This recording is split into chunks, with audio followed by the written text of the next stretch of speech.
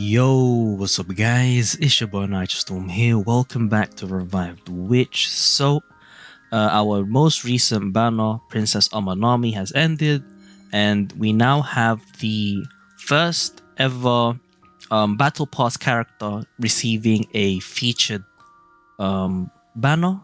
So in this case, it's an Awakening summon with Mattveiffe, who was a Battle Pass character.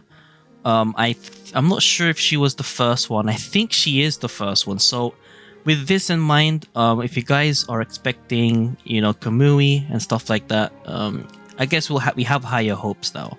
But in any case, the most important part of this video would be her unique equipment, which is the new addition, because she didn't have it before. But just a quick recap for those that haven't seen any Mattveiffe videos. Just to keep in mind, guys, as per usual for these banner reviews, all of their skills, their active skills and passive skills are maxed out at level 5 active and level 2 passive. So her first skill, Blue Shift, it costs 1 order to use, and what it does, it increases her crit chance by 5% for 10 seconds, stacking up to 5 times for a total of 25% crit chance. Dispels all buffs on the enemy in the back row, and deals physical damage equal to 200% of attack to the target. So this is very nice, very quick, low cost, boost crit chance, and deals damage as well as dispelling buffs. Very nice, all in one. Very effective when doing bosses, and then in PvP it focuses the back character first. Her second skill is called Unleash the Void. It costs 4 chaos to use.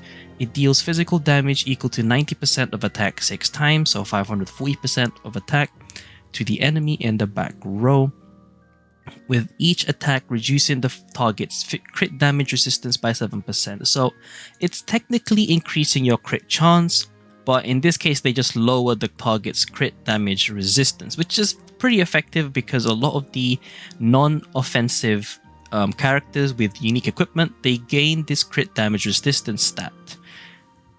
And then as well as that, it increases her self crit damage by the sum of the target's reduced crit resistance for 10 seconds. So the UE at level 40 for those defensive and non-DPS unique equipments from the characters, the crit damage resistance that they get from the unique equipment at level 40 is, I think, 30%. So if she reduces that much from the character, then she'll gain 30% crit damage for the example.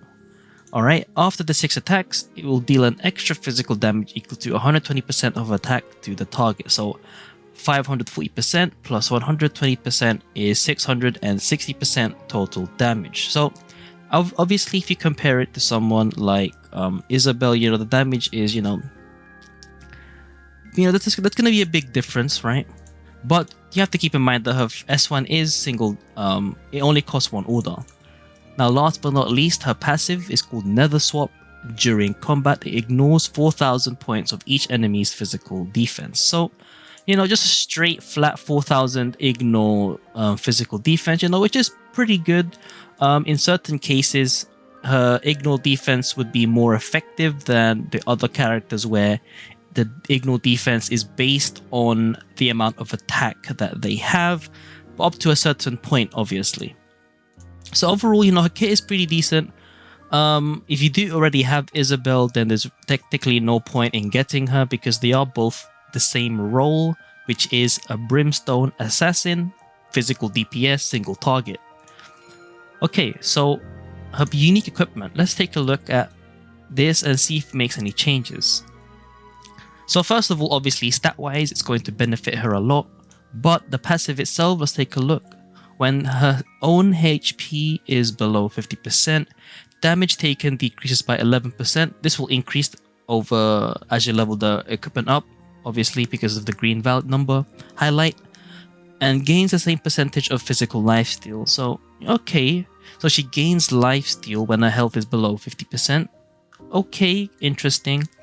But when her self HP is above 50%, the damage dealt increases by 11% and ignores 550 of the enemy's physical defense. Okay, so this is pretty interesting. So the below 50% HP and the lifesteal thing is just a gimmick to ensure that she's always above 50% HP, which is the good one, because she gets increased damage and extra ignore defense, which is very nice. So on top of the 4,000 that she has, she'll gain even more.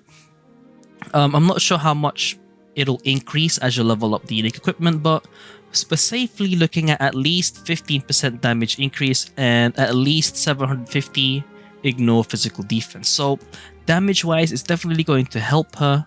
But again, if you already have Isabel and her unique equipment, in my opinion, I don't think you need to go for her. But if you prefer Mattveiffe over Isabel as a character, then go ahead and invest on her. I think she will perform pretty decently, especially because she can dispel all buffs. Alright, that's about it for this video. You know, it's just a pretty quick one considering the character has already been released, so we only did a recap on her kit. However, if you guys got any more questions regarding her kit and her UE, you know, stuff like that, please leave a comment down below. I'll be sure to respond.